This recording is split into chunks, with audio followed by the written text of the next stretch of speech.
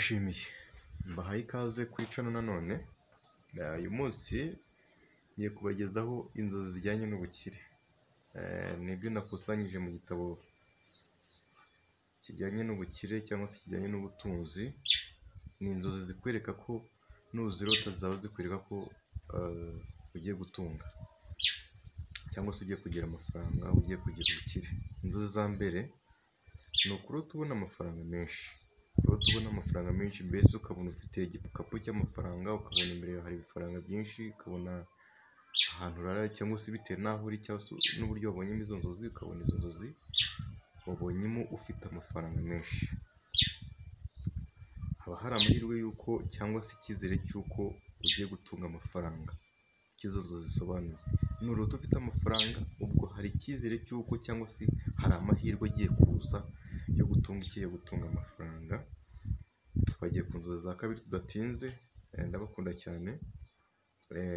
Kurota usanga ubutunzi cyangwa se kurota usanga ubutunzi, icyo bisobanuye ni ukurota uri kujya ahantu hari zahabu. Niyo ngo niba wenda uri nko kugenda ukabona ukurota uri kugenda uri kujya ahantu hari zahabu, cyangwa se kujya ahantu hari diyama, hari agasigereti cyangwa se kasiterite, cyangwa se hari andi mabuye y'agaciro, biba bivuze ko ibihurimo biri kugusunikira kujya mu mahirwe yawe cyangwa se kujya mu butunzi bwawe. Inzozi za gatatu, kurota uri mu nzu y'igiciro kinini cyane, kurota uri mu nzu nziza, kurota uri muri etaje, kurota uri muri kadasiteri, mbese uri mu nzu nziza ikoze neza. Bisobanuye ko igihe urimo kigaragaza ko ugiye gutunga amafaranga menshi. Ushobora kuba unayatunze ariko atari menshi, akaba ari amafaranga atari menshi cyane. Ariko icyo gihe nurota izo nzozi ukarota uri mu nzu y'igiciro gikomeye cyane, bivuze ko uzaba uri gusatira iki? Uzaba uri mu bihe by'amafaranga. Inzozi za kane, kurota uri mu ndege, private jet. Nko kurota uri mu ndege, apana izi ndege za twegerane, izi ngizi za Rwandair n'izindi. Kurota uri mu ndege ya private jet, ni ngo ni indege ukaba uyirimo uri wenyine, cyangwa se ukaba uyirimo nta wundi muntu muri kumwe, cyangwa se uri kumwe n'umupilote cyangwa se n'undi mufamili cyangwa se n'abandi, mbese muri bakeya muri iyo ndege. Bisobanuye ko n'ubundi ni ikimenyetso cyangwa se n'inzozi zikwereka ko uri mu gihe cyo gukira, cyangwa se uri gusatira gutunga amafaranga menshi, cyangwa se gutunga cyangwa se kugira ubutunzi buhambaye. Tugeze ku cya gatanu. Icya gatanu, kurota ugura ibintu bihenze. Kurota ugura ibintu bihenze mu nzozi ntabwo bisobanuye ko ari ugusesagura cyangwa se ari ugutagaguza umutungo.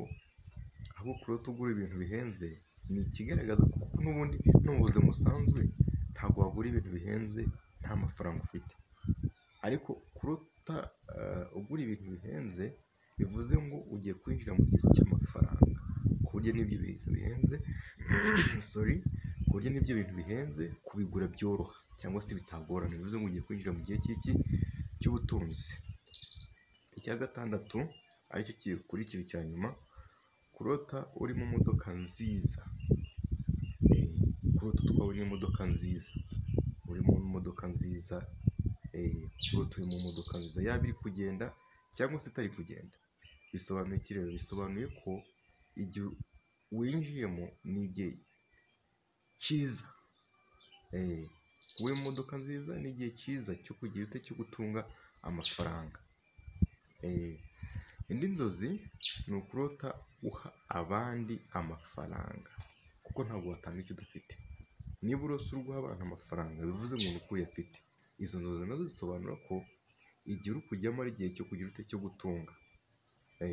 Bivuze ngo uri mu gihe cyo gutunga amafaranga, kuko ntabwo waha abantu amafaranga utagize ute, udafite. Bivuze ngo uri mu gihe cyo gutunga amafaranga. Ndabakunda cyane.